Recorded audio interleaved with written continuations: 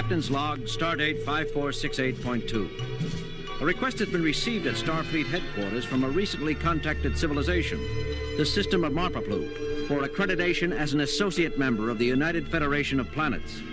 The Enterprise has been ordered to Marpaplu to consider final processing of the Marpapluan application. What are the Marpapluans like, Captain? This will be the first time we've ever met one in person, Mr. Scott. But from the records I've reviewed, they're supposed to be remarkably good-natured and friendly. Stand by to energize. Standing by, Captain. Message from the surface, sir. Their representative is ready to beam up. Thank you, Lieutenant. Energize, Mr. Scott. Energizing, Captain. There's someone in there. Can't make them out yet. Oh, there he is. Greetings, gentle beings. Humanoid, all right, Captain, but they're not very big. I got a 10-year-old cousin about that size. Shh, Mr. Scott. They may be sensitive about their size. How do you do, Your consulship will do, sir. You must be Captain James Kirk. 10,000 pleasant, happy thoughts to you. I am Consul Knight Hausnick of the Marpapluan World's government. It's my extreme good fortune and pleasure to greet you on behalf of my peoples to present our application for associate membership in your esteemed organization. What do you think, Spock? They are evidently as friendly as their communications indicated, Doctor.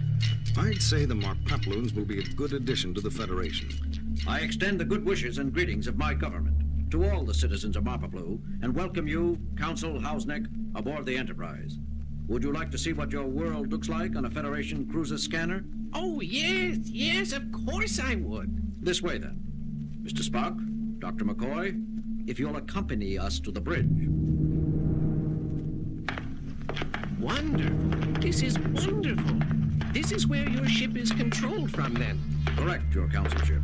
Over there you see engineering. That is the helm, Lieutenant Sulu, currently on station. How do you do today, sir? Just fine, thank you. And back here is communications, Lieutenant Uhura in charge. A great pleasure, madam. That is a female of your species, Captain? Yes. I am charmed beyond words, Uhura-shi. Me too. And this here must be the captain's position. Correct again. These switches and controls here on the arms of this chair, what are they for? Well, if you activate these here... if you press this one... Jim, are you all right? I'm fine, Bones. What makes you think anything is... wrong? Captain, despite Consul Hausnick's good nature, I fail to see the reason for such unwarranted hysteria on your part. It is not in keeping with diplomatic traditions of first contact. Mr. Spock, are you accusing me of improper conduct at a serious time? And I see what you mean, Spock. Perhaps something is wrong. Wrong? Wrong? What could be wrong? Nothing, your consulship. I assure you, everything is perfectly all right. Isn't it, Bones? I don't know. What are you scratching at, Jim? Scratching, Bones? Yes, you've been scratching at yourself. At your side, under your arms, around your waist, ever since we entered the bridge. Aren't you aware of it? Well, I guess I... There! You did it again! It's almost as if you... As if I was, Bones. As if you... You too, Doctor? Me too what, Spock? Captain, something very peculiar is going on. I think... Just a minute, Mr. Spock. Bridge captain speaking. Engineering, Scott here. Go ahead, Scotty. Is something funny, Captain?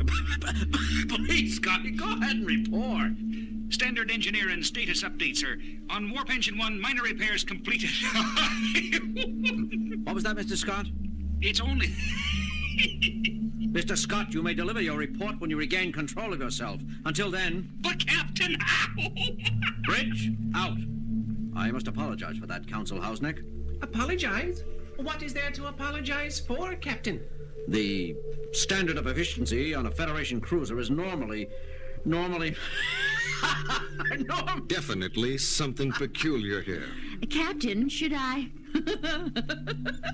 What's so funny, Lieutenant? I don't know, Captain.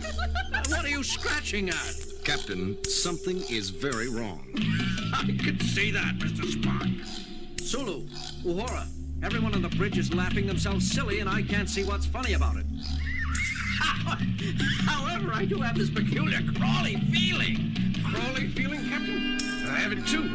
Council Hausneck, I wonder if you would accompany me to sick bay for some tests. I don't mean to offend you, but... Bones, the diplomatic situation we have here. Captain, reports are coming in from all over the ship, every deck and section. Outbreaks of uncontrolled laughter accompanied by persistent itch-like tickling all over the body. Several sections already report that their operating efficiency has been affected by the mounting hysteria. Thank you, Lieutenant. Keep monitoring the situation and report if things become more serious. Aye, sir. See, Jim, there's no avoiding it. No need to be concerned, Captain Kirk. I'll be happy to go along with Dr. McCoy. Is there something the matter? There is, but it may have nothing to do with you, your consulship. But you greeted Captain Kirk first, sir. Let's go down and check it out.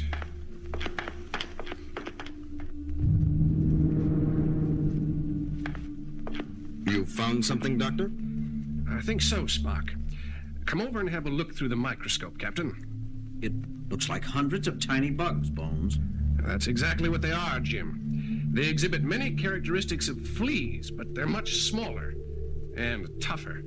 I've tried everything in our anti-bug arsenal. Our most potent poisons don't even make them sleepy. Now, the first sample was taken, with his kind permission, from Consul Hausneck's skin. This one's from my own epidermis. Bugs? Let me see. Why, they're only Meegees. Meegees? Naturally.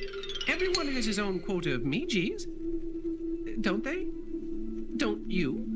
I am sorry to have to inform you, Consul Hausneck, that Meegees appear to be unique to Marpaplu. Oh dear. Oh dear, oh dear, oh dear.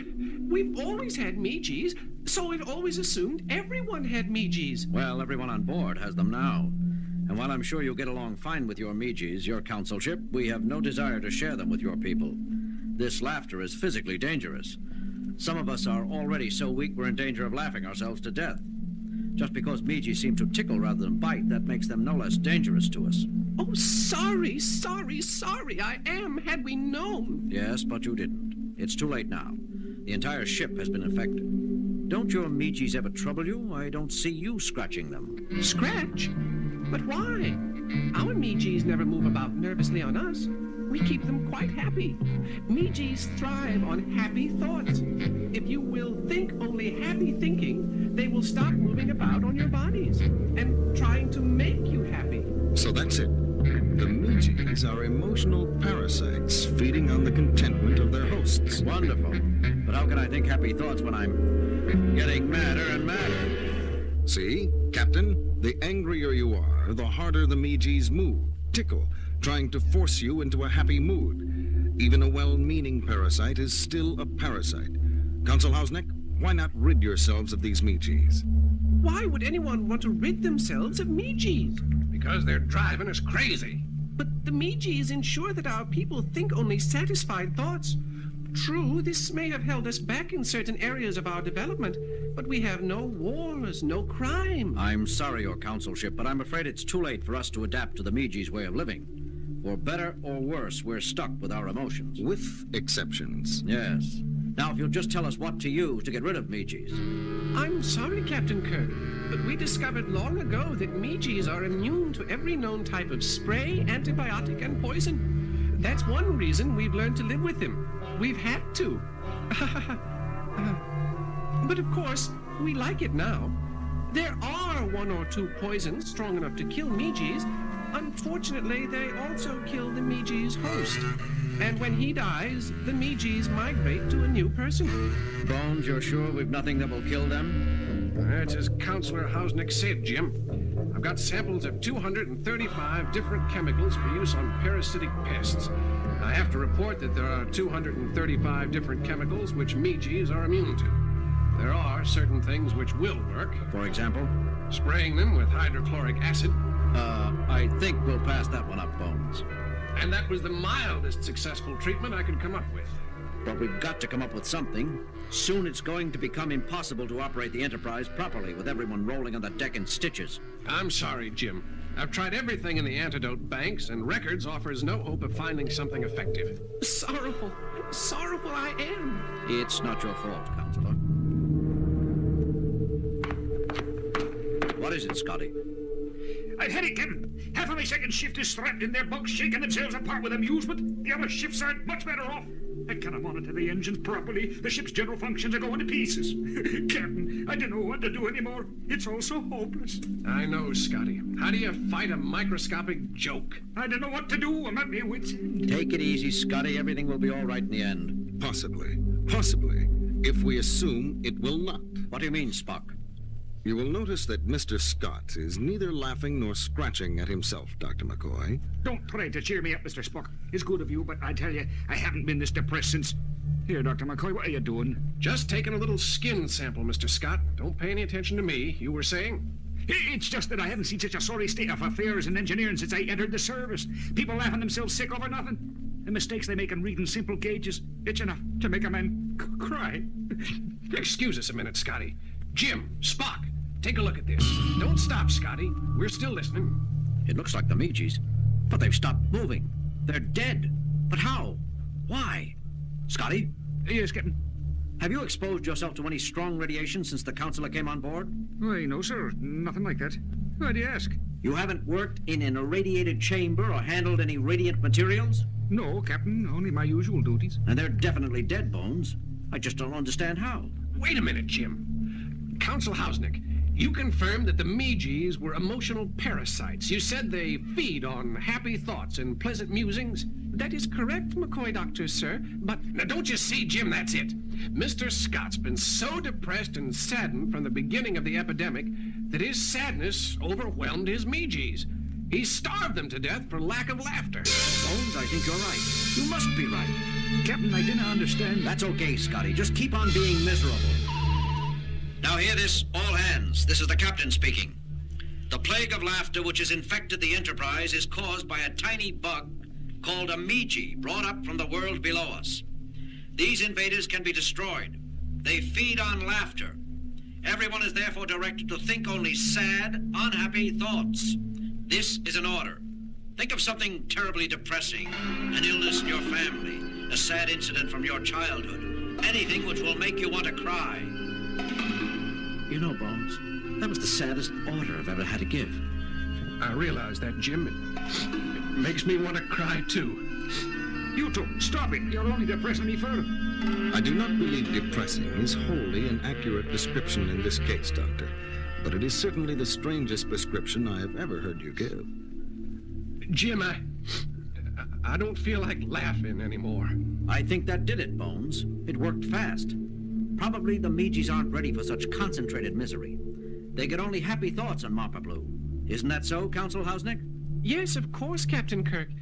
In fact, I don't seem to have the comfortable feeling of my own Meeges about me. Don't worry. I'm sure you'll regain a thriving colony as soon as you beam back home. And no harm done.